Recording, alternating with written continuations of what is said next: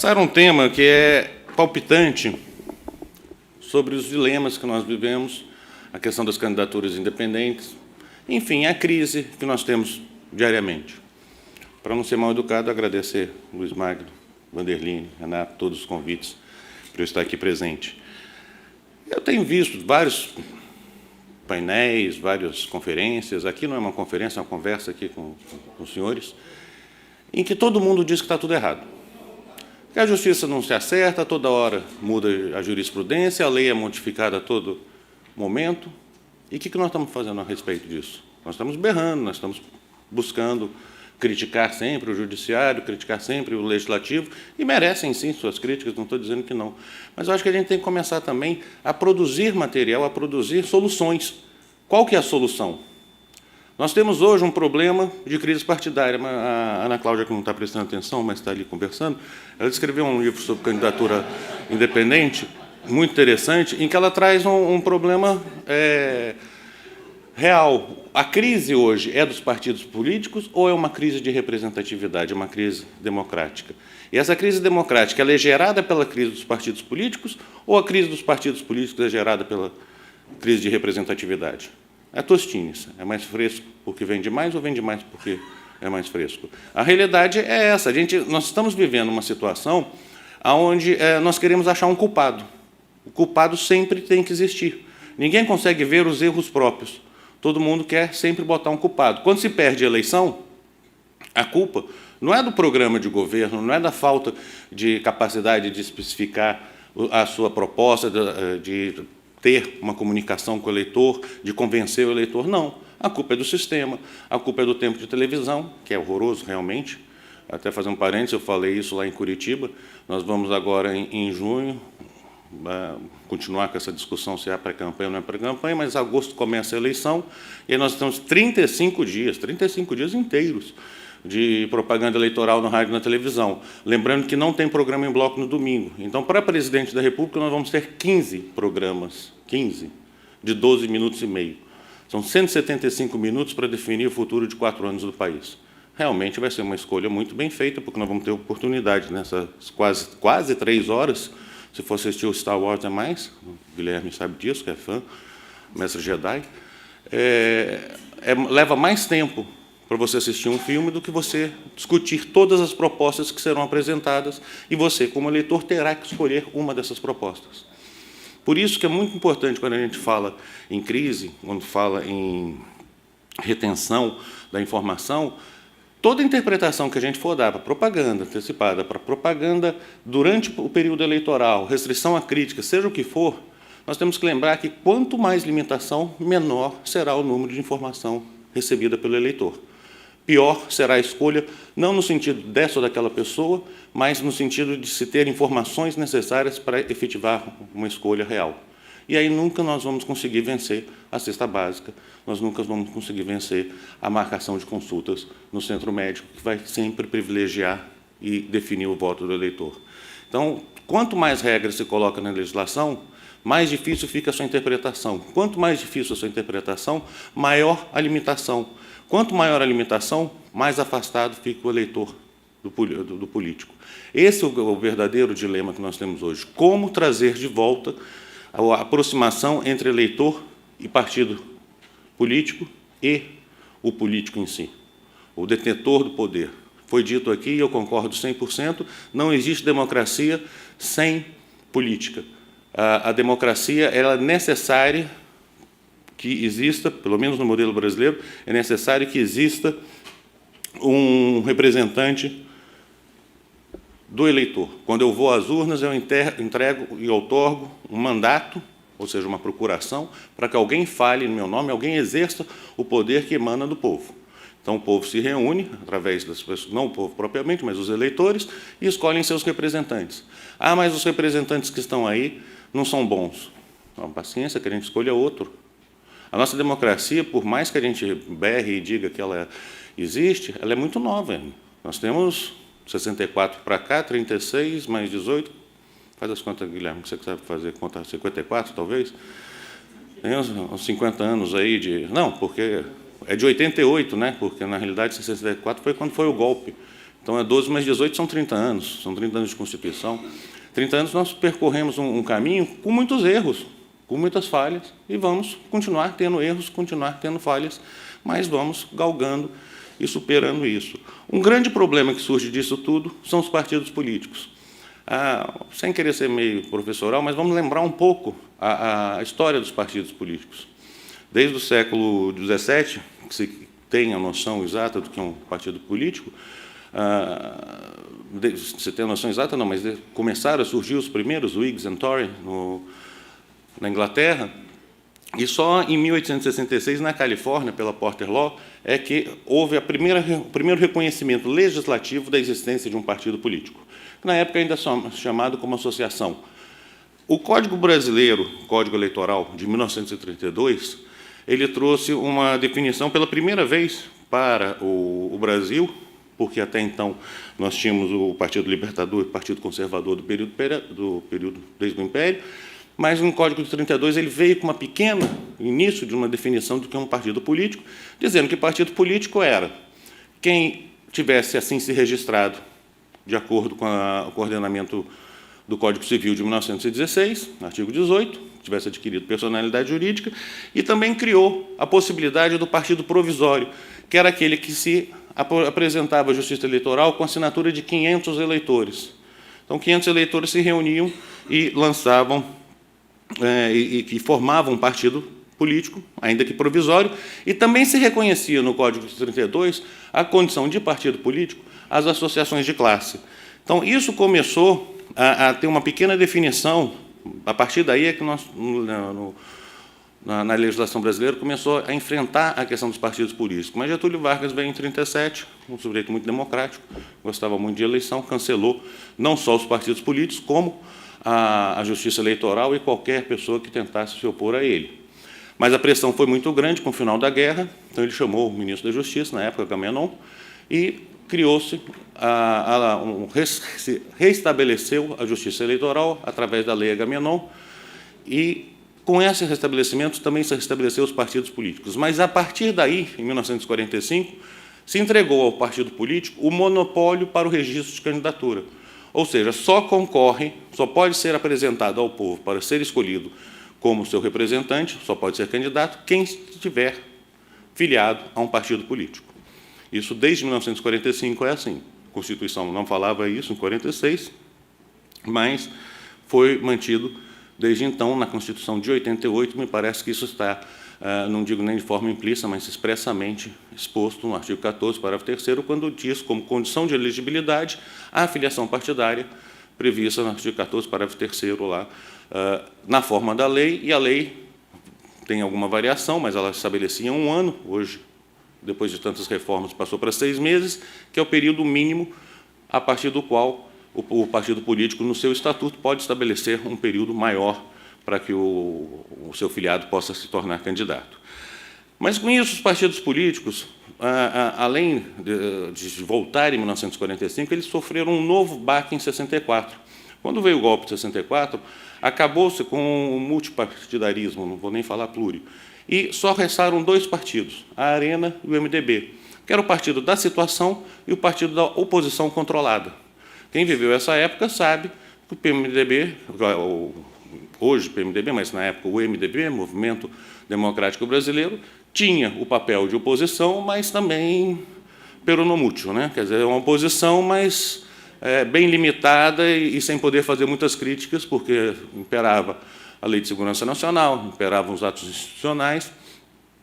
Em 1979, acabou-se com o bipartidarismo e falou, voltamos à quantidade de partidos possíveis. Inicialmente foram feitos 6 partidos, foram lançados 6 partidos no país. Logo em seguida, esse número foi reduzido para 5, porque o PP, se não me engano, o PP se incorporou no PMDB. Em 1989, na eleição do presidente Fernando Collor, foi a primeira eleição direta para presidente da República, até então era o colégio eleitoral, nós tivemos 22 partidos políticos concorrendo. A Maria Cláudia não lembra porque não tem idade para isso, mas a cédula era um negócio desse tamanho, com uma lista enorme. E, naquela época, era muito importante, se discutia muito na Justiça Eleitoral, o sorteio da lista. Porque, numa lista com tantos nomes, quem tivesse em primeira posição tinha uma vantagem de ser mais fácil para o eleitor, principalmente o analfabeto, falar, marca no primeiro X. Então, aquele sorteio era acompanhado, era emocionante, uma bolinha de bingo que tinha na sala antiga do TSE e ficava lá sorteando para botar a ordem, 20, 40 minutos para sortear a quantidade de candidatos que tinham. A Constituição de 88, ela quebrou, vamos dizer, essa dificuldade que se tinha em criar partidos políticos e veio com uma regra. A Constituição de 88 é um marco contra o autoritarismo. Como todo marco contra o autoritarismo, ele tende a ir para a liberdade total. E a partir, eu falo isso muito na questão da lei de inexigibilidade. A primeira lei de inexigibilidade, ela botou as situações de inelegibilidade tão evidentemente inaplicáveis na prática, porque você ficava inelegível pelo prazo. Você, primeiro, não podia cassar mandato. Se houvesse abuso de poder econômico durante a eleição, você podia deixar a pessoa inelegível, mas podia deixar inelegível por 3 anos contado da data da eleição. Como o mandato era de 4, então você botava 3, a pessoa não sofria nenhuma consequência, até porque a lei e o entendimento de então diziam que, ultrapassada a fase da eleição, não poderia, na ação de verificação judicial eleitoral, se chegar à cassação do mandato ou do diploma. Isso foi de uma forma tão ampla, tão vazia, que gerou a reação popular, que gerou a lei do ficha limpa, onde, com todo respeito, foi um jogo de empurra. O Congresso Nacional, a Câmara dos Deputados, como veio com a pressão muito forte da população, resolveu aprovar por quase unanimidade. Teve um deputado que votou contra. Na hora que ele descobriu que foi o único, saiu desesperado, dizendo que votou errado, que ele tinha entendido que sim era não, não era sim. E quem acompanha o Congresso, é possível disso ocorrer. Porque muitas vezes você tem que votar não para um projeto ser aprovado, porque você está no destaque, é uma confusão ali que parece voto de resolução. Depois, nos ajustes, a gente depois fala, não, está tudo aqui, só vou fazer uns ajustes. Aí, nos ajustes, muda tudo que está escrito lá. Mas foi ao Senado Federal, 100%, unânime, aprovou, e a Câmara falou, eu vou mandar esse troço para o Senado, que o Senado resolve isso. O Senado falou, eu vou aprovar, que eu não sou doido, mando para o presidente da República, o presidente que veta esses negócios aí de ficar deixando inelegível quem foi expulso de órgão de classe, não pagou a AB, virou inelegível por 8 anos. O presidente da República olhou aquele negócio e falou assim, eu não vou mexer nisso não, deixa que o Supremo se vire. E o Supremo veio e falou, não, é constitucional. Não é para 2010, por conta do artigo 16, nos julgamentos mais esquisitos que teve, no Supremo Tribunal, 2 casos terminaram empatados, e aí ninguém sabia como desempatar, e aí os próprios candidatos renunciaram e falaram, não, está prejudicado, graças a Deus, o recurso, não tem que tirar essa dúvida. Foi 5-5 e não sabia como é que se chegaria ao desempate. O regimento traz uma série de hipóteses de empate, como o mandado de segurança, o desempate em favor do ato, o habeas corpus em favor do réu, do paciente. Então, tem umas várias regras, mas no recurso não tinha uma regra, que era que o presidente tinha que votar 2 vezes, mas o ministro Peluso, que era o presidente, disse que ele não cumpriria aquela regra, que ele achava aquilo totalmente inconstitucional. Então, ficou nessa questão, e depois, por 6-5, no terceiro caso, é que se chegou à conclusão que ela não aplicava para 2010. Só que com a criação de 88, voltando ao assunto dos partidos políticos, também se criou uma facilidade muito grande de se ter partidos políticos. O ato de disposição, o ADCT, das disposições transitórias, estabeleceu que durante 6 meses, qualquer grupo de 30 parlamentares poderia criar um partido político. E, com isso, é que se chegou nesses 22 partidos que disputaram a eleição de 89. Há uma crítica, e sempre lembrada, de que, em 2007, o Tribunal Superior Eleitoral, nas famosas consultas, Conselho de Advogados, se você não sabe a resposta, não faz a pergunta. Porque a consulta é uma coisa que vai para os 2 lados. Muitas vezes você quer que a resposta seja essa, e a resposta vem completamente contra o seu interesse, e depois aquilo fica um desespero. Então, pense muito antes de fazer consulta. Em 2007, a consulta vem e diz que o mandato pertence ao partido político, que é necessário reconhecer a fidelidade partidária. E isso é levado ao Supremo Tribunal Federal. O Supremo Tribunal Federal mantém esse entendimento, fala assim, se a pessoa se desfiliou do partido político e foi para outra agremiação, ela perde o direito de exercer o mandato que foi dado ao partido político e não à pessoa física do candidato, até porque essa pessoa, na grande parte, 90 e muitos por cento, são eleitas pelos votos da coligação e não apenas ou de todos os candidatos do partido, e não apenas com votos próprios. Na época, eu acho que, salvo engano, Clodovil, mais 2 ou 3 candidatos é que tinham o número suficiente para ultrapassar eles, somente eles, o quociente eleitoral.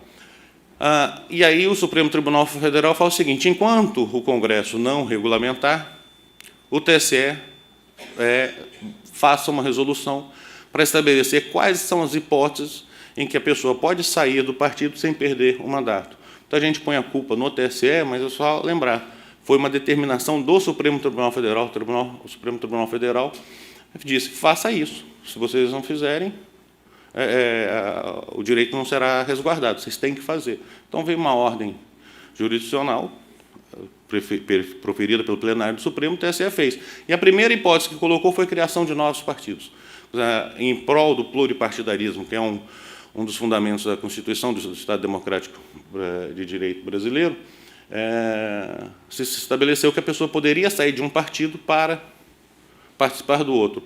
Eu sempre imaginei como é que seria isso no casamento. Você pode sair do casamento para casar de novo, mas você continua casado até a data da festa do novo casamento. Lá em casa não ia rolar isso, não, mas paciência.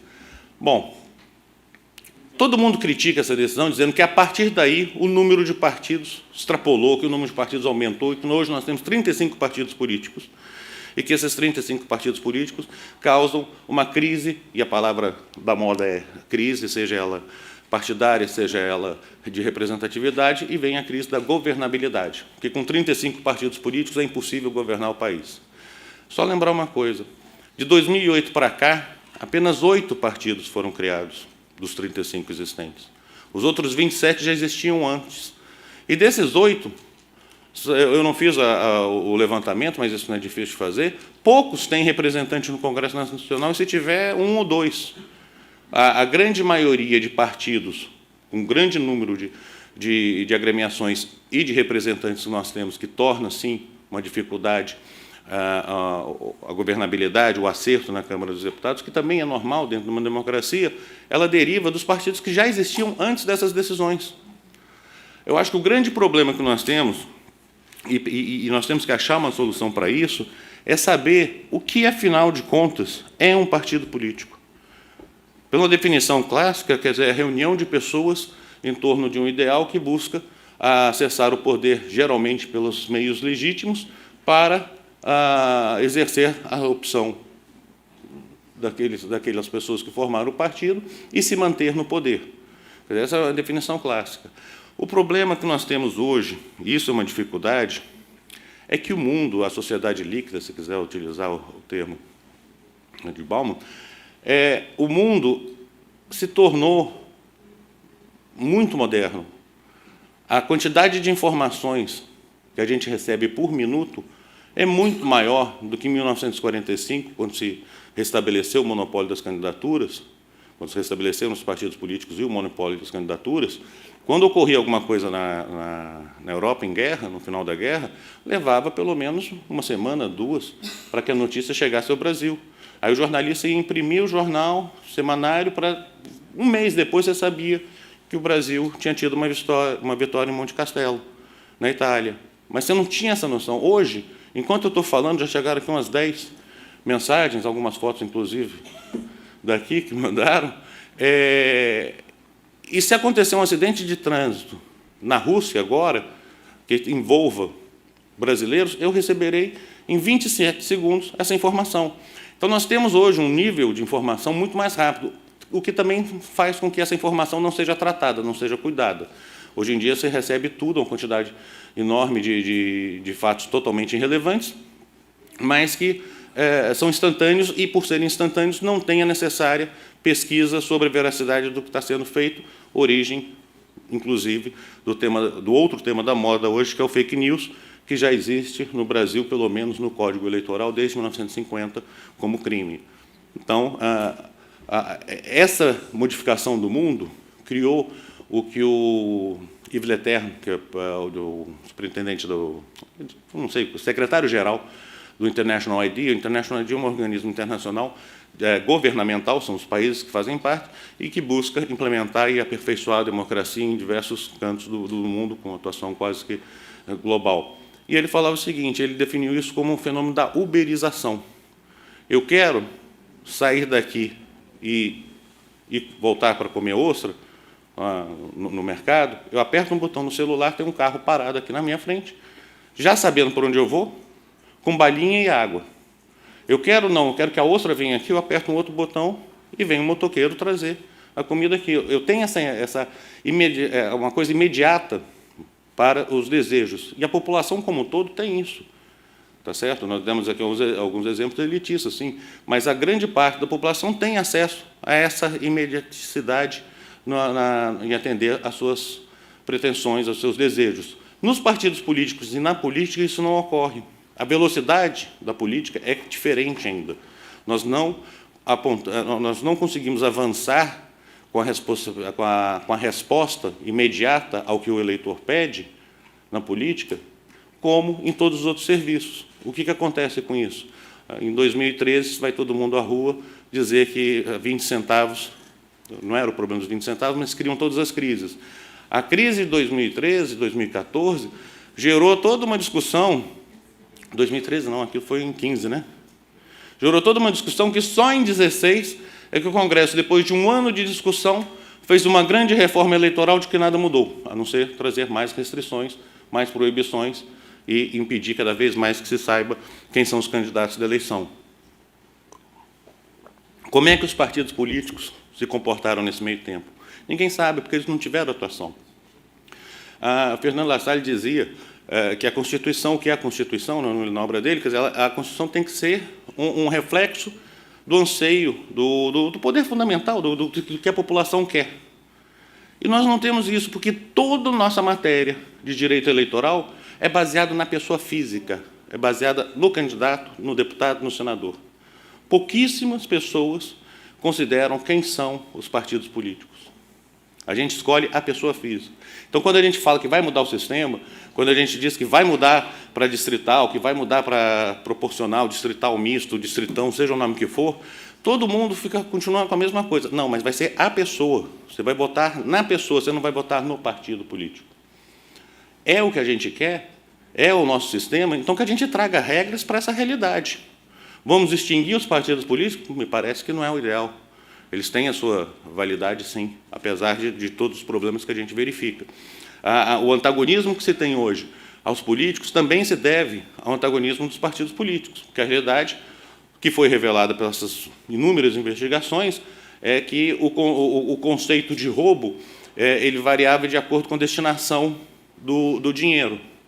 Se o dinheiro, a pessoa pegava o dinheiro e comprava um iate ou uma moto ou um carro importado, ele estava roubando. Mas se ele pegava o dinheiro e colocava no partido para fazer campanha, faz parte do jogo. Isso, extraindo de toda essa análise que foi feita aí, com muito chute, todas as vezes eu volto a insistir e lembrar o editorial da Folha de São Paulo, 73% dos inquéritos abertos, onde as pessoas foram estampadas nas primeiras páginas como culpadas, presas, carregadas com condição coercitiva, de madrugada, seja a hora que for, com todas as violações dos direitos constitucionais possíveis, 73% foram arquivados por falta de prova. Os outros 27% ainda não sabem se vai ter ação penal ou não. Então, é um dado que a gente tem que sempre lembrar e pensar. Tudo isso fez com que, em 2017, numa pesquisa da Datafolha, 2% da população se manifestou no sentido de responder a pergunta, dizendo que elas confiam nos partidos políticos. 28% confiam pouco. E 70%, 69, alguma coisa, diz que não confia de jeito nenhum em partido político. Então, como a gente trazer para a nossa realidade, onde eu quero saber quem é o candidato, eu quero votar no candidato, eu não quero saber qual é a ideologia, eu não quero saber o que o partido político está pensando, e eu tenho raiva do partido político, porque do candidato até é engraçado, não se tem tanta raiva.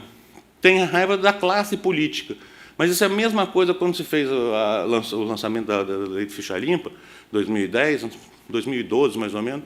Eu lembro que se a gente fazia umas pesquisas assim, muito engraçadas, pesquisa com motorista de táxi, é a melhor pesquisa que tem. Você chega e fala, o senhor votaria em alguém que pegou o dinheiro e jogou, quando a polícia chegou, ele jogou pela janela o dinheiro? O senhor votaria em alguém? E aí comecei uma série de atos. Não, de jeito nenhum, de jeito nenhum. E no fulano de tal? Rapaz, esse é bom, esse eu voto. Era o cara que tinha sido caçado por todas aquelas coisas.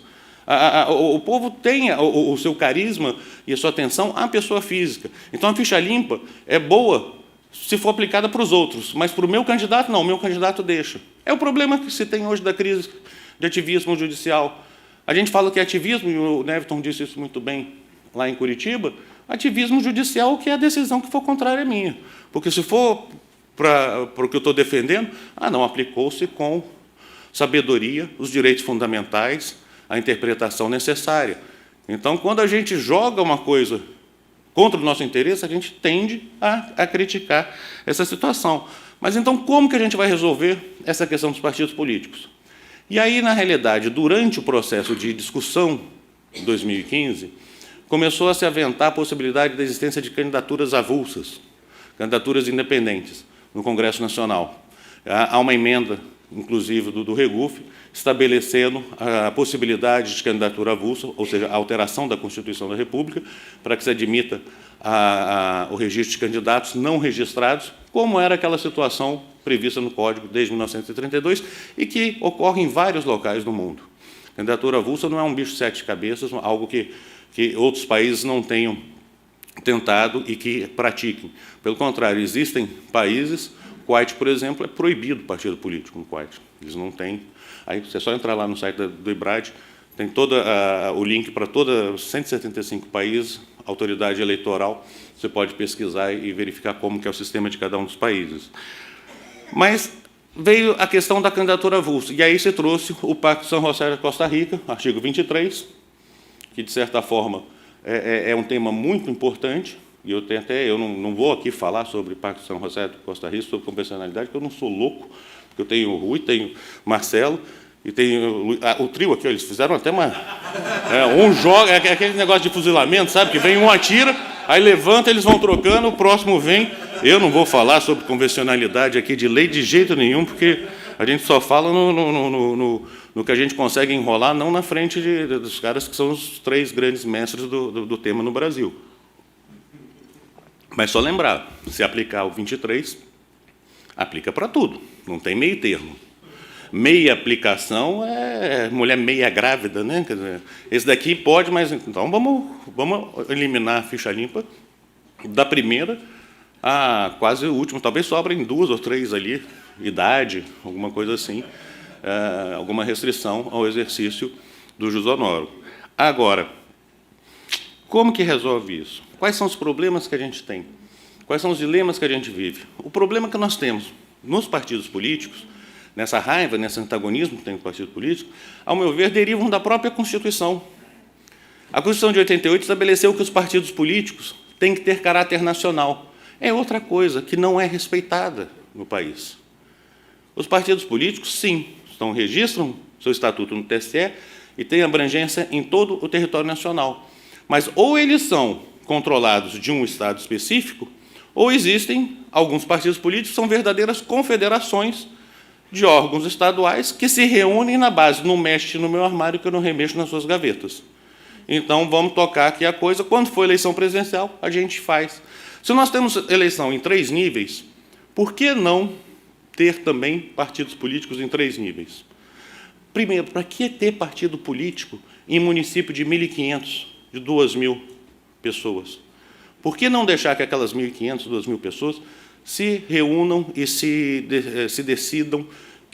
Tem alguns casos que são interessantes, tem casos assim, não é nem inelegibilidade, é falta de condição de elegibilidade, é tudo. E o candidato vai lá, ganha sozinho a eleição, concorre sozinho, é eleito sozinho, ninguém fala nada, porque fala, mas é assim que funciona o município.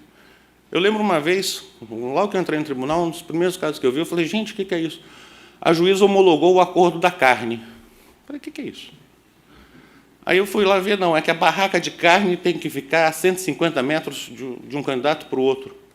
Que barraca de carne, cara? Não estou entendendo nada. No dia da eleição,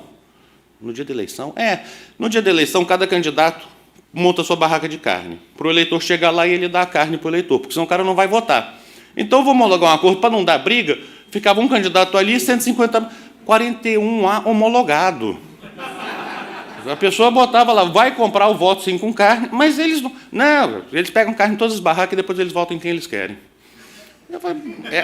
É a característica lá do município do interior, mas eu vou fazer o quê?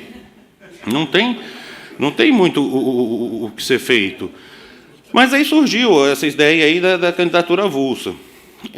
O que eu volto a dizer, eu não vou entrar no mérito da confessionalidade ou não, com todo respeito, eu acho até que nenhum dos três aqui defende que ela sobrepõe e retira a Constituição Federal, apesar do parágrafo 2º do artigo 5º estabelecer que, além desses direitos outros reconhecidos nos tratados de direitos humanos, você tem toda a questão essa da natureza supralegal, em que momento que entrou no ordenamento jurídico brasileiro, mas me parece que o direito político ele é um direito fundamental, ele está inserido nos direitos, nas garantias fundamentais. Eles não são passíveis, inclusive, de serem abolidos por emenda constitucional. Então, quanto mais você entrar com uma PEC, ou aliás, com uma convenção internacional, para dizer que onde está escrito fidelidade partidária, leia-se televisão a cores. Porque não tem muito, a meu ver, como aplicar a tese, mas está sendo discutida e foi discutida no Supremo Tribunal Federal. Não sei nem se foi discutido com repercussão geral, que é mais um daqueles casos em que está prejudicado o recurso, não tem chance de chegar em nada, mas vamos conhecer do recurso porque a gente decide o direito. Ou seja, vamos estabelecer aqui nosso processo constituinte próprio, que daqui a gente sai com alguma resposta para esse assunto. Como foram tantos outros, a questão dos 3 anos foi a mesma coisa. Houve desistência do recurso e os 3 anos foram mantidos. E tem até, o Mauro fez umas provocações aqui, tem alguns dados até muito interessantes. Vou fazer um parênteses aqui só. Ineligibilidade fica aquela questão de fato superveniente. Eu, particularmente, acho que a lei tinha que acabar e falar o seguinte, é no dia X e pronto. O que acontecer daí para frente, para a próxima eleição, que se mude. Mas a gente tem na lei, tem o recurso contra expedição de diploma. Então, se eu sei que o sujeito é inelegível, eu falei, não, surgiu a inelegibilidade, mas eu não posso ver aqui no registro. Eu tenho que deixar ele concorrer, eu tenho que deixar ele tomar posse, aí eu tenho que depois caçar e tenho que fazer uma nova eleição. Me parece, de certa forma, incongruente.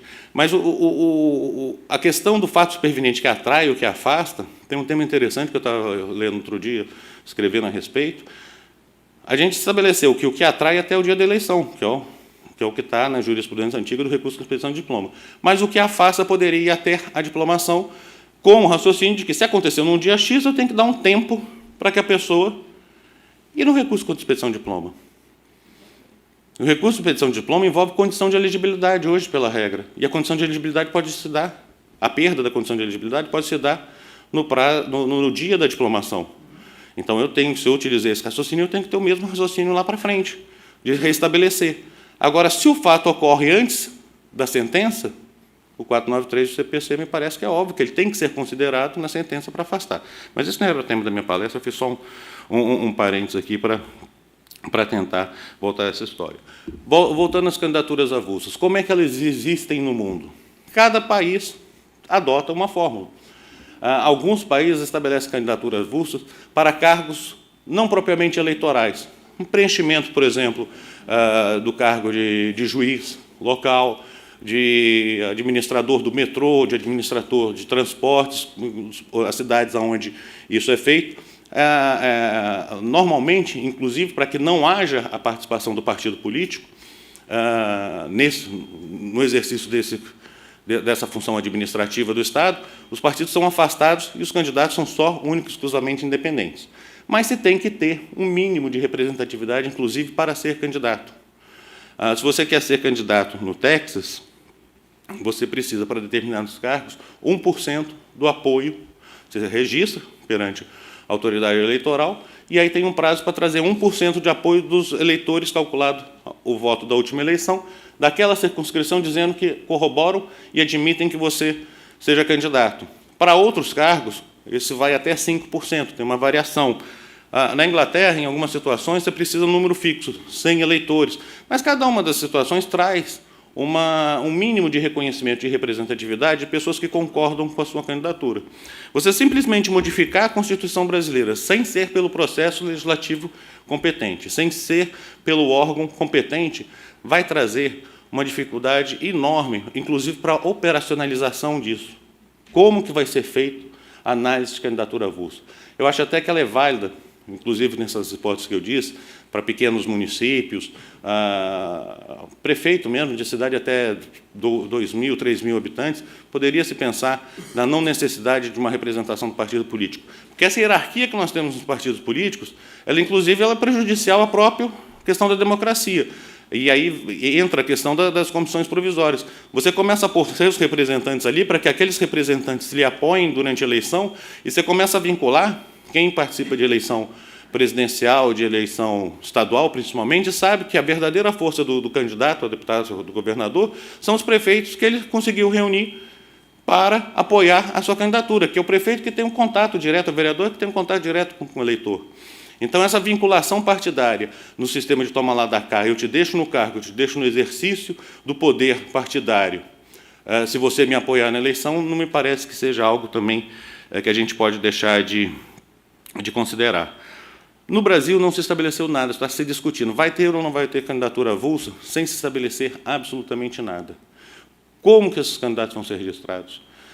Haverá ou não haverá um número mínimo de representatividade pré-eleitoral, no sentido de ele ter a sua candidatura corroborada? Para eu criar um partido político, eu preciso de 0,5% da população dizendo que aquele partido político pode ser criado. Não precisa ser filiado, mas que ele pode ser criado. A partir do momento em que eu lanço a pré-candidatura, eu tenho que ter algum tipo de representatividade. Tem um acordo muito interessante da Suprema Corte canadense, que examinou uma outra coisa, que seria o seguinte: a necessidade de cada partido político. Está vendo? Eu puxo o saco do cara. Eu vou ler lá nesse negócio do Canadá, que eu sei que ele gosta. Mas é um dispositivo da legislação de direitos políticos lá, que estabelecia que o partido político é uma regra que a gente pode pensar. Lá foi considerado inconstitucional. Aqui eu não sei se seria por conta do caráter nacional que a Constituição estabelece os partidos políticos. Ele diz o seguinte: a partir do momento que o partido político é criado, ele tem que lançar, pelo menos, candidatos em 50 circunscrições. Ele não pode ser lançado, criado, e permanecer existindo como partido político sem participar das eleições. Qual a razão de existir do partido político? Não é intermediar o poder entre o eleitor e o eleito? Ele não tem que, por natureza, participar das eleições? Então, por que não se criar alguma limitação, algo que possa, durante o curso das eleições, da vida do partido político, durante as eleições, verificar se ele está efetivamente exercendo as funções para a qual ele existe? Ou seja, está participando das eleições? O que o Congresso fez foi estabelecer, não, a partir do resultado que se tiver para a eleição de deputado estadual, é que nós vamos estabelecer se esse partido precisa receber dinheiro público, ou se ele não precisa, se ele merece ou não receber dinheiro público, e, a partir desse momento, ele vai definir quanto cada partido vai receber através do número de votos dados para a Câmara dos Deputados.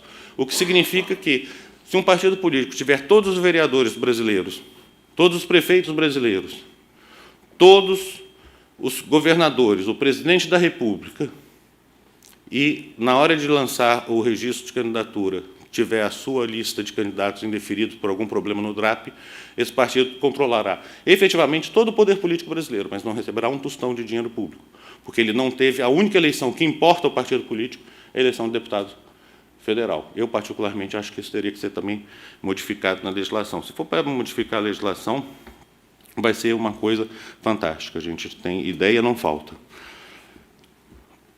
Como resolver o problema das candidaturas? Eu acho que pela via correta, que é a via legislativa, debatendo, permitindo, sim, em algumas situações, candidaturas independentes, porque se o Supremo vem aqui, volta a insistir, e fala, pode candidatura avulsa, como é que eu divido o tempo de televisão? Ele só vai participar da cota de divisão igualitária? Fundo partidário só nos 5%? Fundo especial de financiamento das campanhas políticas só dentro dos 2%? Como é que ele vai criar? Como é que eu vou ter o controle? Como é que eu vou saber quem é o tesoureiro do partido? Tem uma série de situações, várias hipóteses de candidatura independentes no mundo, a pessoa, ao se registrar, ela também tem que indicar um... Cada local tem um nome, mas ela vai indicar um técnico que vai cuidar da campanha dele, para a questão de administrar o dinheiro, para a questão de representá-lo, inclusive, em vários atos durante o processo eleitoral, que hoje é feito isso pelo partido político. Então, a gente simplesmente brotar as candidaturas, por mais iluminista que a gente seja, me parece que é uma situação um pouco difícil de se chegar. Eu acho que a gente tem que lembrar que democracia, algum dos pilares da democracia é efetivamente a participação do cidadão no exercício do poder. Aí tudo que foi dito aqui, de que essa participação tem que ser livre, que essa participação tem que ser intensa, isso sempre deve ser respeitado e não deve ser contestado, mas a gente tem que também lembrar que, para a democracia ter um grau de qualidade um pouco mais elevado, essa participação tem que ter um mínimo de chance de interferir realmente no processo eleitoral. Então, lançar candidaturas apenas por lançar, sem dar oportunidade dessas candidaturas se tornarem movimentos reais, que apresentem propostas, que apresentem ideias, me parece que a gente vai estar só chovendo no molhado, deixando um bando de gente ser candidato, que pode eventualmente receber dinheiro público. Eu fiz os cálculos aí, dá uma graninha boa, se for dividir todo o fundo, mesmo dentro dos 5%, o fundo partidário dá R$100 mil por mês para o partido, só porque ele teve 0,5% de apoio há 10 anos atrás. Não precisa lançar candidato, não precisa ter voto, não precisa ter nada, ele ganha seus 100 mil lá por mês. E agora o TSE está querendo dizer que não pode remunerar os dirigentes partidários, quando a lei diz que 50% do fundo pode ser utilizado em quadro de pessoal. Mas a lei é um detalhe. Coisa impertinente, inclusive. O que, dentro dessas candidaturas avulsas, eu volto a insistir, e aí, nesse acórdão que estava falando da Suprema Corte canadense, eles trazem uma coisa muito interessante, que é que se tenha o direito de participação seja assegurado, mas que seja assegurado o direito de participação significativa. Direito de participação não é deixar todo mundo aparecer como candidato, e apenas quem votar numa outra pessoa vai ser eleito, porque se aparecer todo mundo ao mesmo tempo, vai todo mundo votar em si. Eu tenho certeza que lá em casa minha mulher votaria em mim, não tenho dúvida quanto a isso, então eu acabaria ganhando a eleição. O sujeito tem uma ilusão, né? Você sabe que umas vezes, numa questão dessa que eu estava falando sobre segurança de urna, o sujeito, no meio da palestra, veio e falou assim: doutor, mas tem uma fraude aí, porque lá na sessão da minha mulher eu não recebi nenhum voto. Como é que você fala para o cara que ele não percebeu? Eu falei: doutor, eu acho que isso não é direito eleitoral, isso é direito de família, o senhor tem que resolver em casa. O senhor confere aí direitinho a urna, não é bem por aí que você tem. Mas, dentro dessa participação significativa, é que eu volto a dizer, não adianta a gente só lançar a candidatura. Na realidade, nós temos muitos candidatos. Nós temos muito mais candidatos do que o necessário. Nós temos 23 mil, 24 mil candidatos numa eleição federal, numa eleição estadual. Nós temos 500 mil, meio milhão de pessoas tentando ser prefeito ou vereador a cada 4 anos. 480 e pouco, mas vamos... eu estou que nem o Pereira, vamos chutar o número para cima para chocar. Meio milhão de pessoas por eleição. É muita gente. De certa forma, uma resposta, o político não me representa. Eu falei: gente, se você dentro de 23 mil não consegue achar uma pessoa, aí realmente nós estamos numa situação muito difícil. Só que essa uma pessoa que está dentro dessas 23 não tem espaço, não tem televisão, não tem rádio, você não sabe que ela sequer é candidata. Isso ocorre drasticamente no mundo feminino, onde o nosso machismo fala que tem 30% de cotas, quando a lei fala em 30% de cotas para o gênero, e a gente fala que é 30% de cotas para as mulheres. A gente já começa na discussão dizendo que por que não 30% de cotas dos homens e 70% das mulheres, que é o que está previsto na lei. Mas não, a gente fala que é os 30% das cotas. E aí as mulheres recebem os 30% das vagas, recebem 30% agora do dinheiro, que graças a Deus apareceu para tentar dar uma visibilidade, porque você lançava 30% de pessoas, e aí as notícias de fraude estão no país inteiro, de pessoas que você não sabia que eram candidatas. Então, a candidatura avulsa, me parece que tem que ser algo para combater esse tipo de situação. Quem quiser ser candidato, e ser candidato não é brincadeira, tem que abrir conta bancária, tem que prestar conta, tem que dizer de onde foi o dinheiro, tem que comunicar ao eleitor, tem que levar proposta, tem que ter responsabilidade. Não estou impondo, não estou tratando de mandato imperativo para depois do exercício do cargo a pessoa ter que seguir o que foi a sua proposta, mas tem que ter um mínimo de coerência que possa ser cobrado, que exista uma accountability do exercício do mandato, não pode ser feito também de forma completamente vazia, deixando que todos concorram. É necessário regulamentar. E essa regulamentação, se possível, me parece que deveria ser feito pelo Congresso Nacional. Não deixem isso, mais uma vez, para a Justiça Eleitoral regulamentar. Porque até o próprio Congresso faz isso de vez em quando. Ele cria, pode ser feito o voto em trânsito. Como? A Justiça Eleitoral regulamenta isso aí, porque é muito complicado, a gente não conseguiu pensar. E aí a gente tenta achar uma solução. A partir do momento que a gente tenha a capacidade de atender essa essência democrática, da voz ter efetiva influência no resultado da condução do poder, a gente estará, com certeza, melhorando a democracia. A candidatura avulsa, em princípio, pode ser um caminho desse, desde que bem regulamentada pelo órgão competente para a regulamentação. Mas não é uma única coisa. Com essa ojeriza aos partidos políticos, com ojeriza generalizados ao político, senão aquele do meu coração, eu tenho hoje a criação, o surgimento de novos órgãos de representação dos interesses da sociedade. Você tem desde das organizações de interesse social, o CIP mesmo, que não deu muito certo a lei, mas você tem as organizações da sociedade civil, você tem as associações de classe, que estão cada dia mais adotando e tomando a função que seria dos partidos políticos. Quando eles foram criados, os partidos políticos lá atrás, era basicamente num binômio relação-trabalho, dono e empregado. É uma coisa que, hoje em dia, essa parte ela é muito esvaziada. Se tem alguns partidos que ainda tratam disso, mas são muitos assuntos para que todos os partidos tratem. Então, você começa a ter órgãos. Isso gera um problema no Congresso Nacional, em que você não tem mais... os blocos partidários existem, sim, mas você passa a ter a bancada. Bancada evangélica, bancada da bala, bancada ambiental. Então, é uma reunião de todos os representantes daquele partido político, porque hoje o nosso sistema, graças a Deus, vai acabar com a ligação, mas a gente elege um partido político, o nosso candidato do coração, mas elege também todos aqueles outros que vão contra.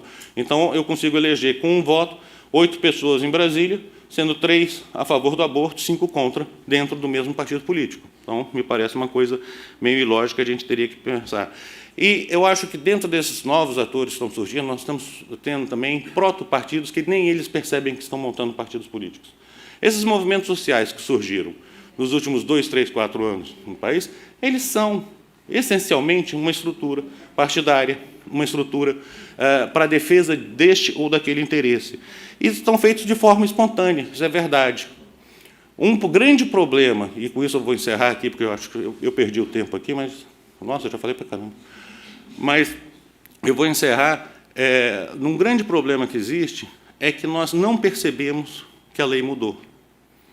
A Lei Orgânica dos Partidos Políticos estabelecia como é que se criava um partido político. Comissão Nacional Provisória.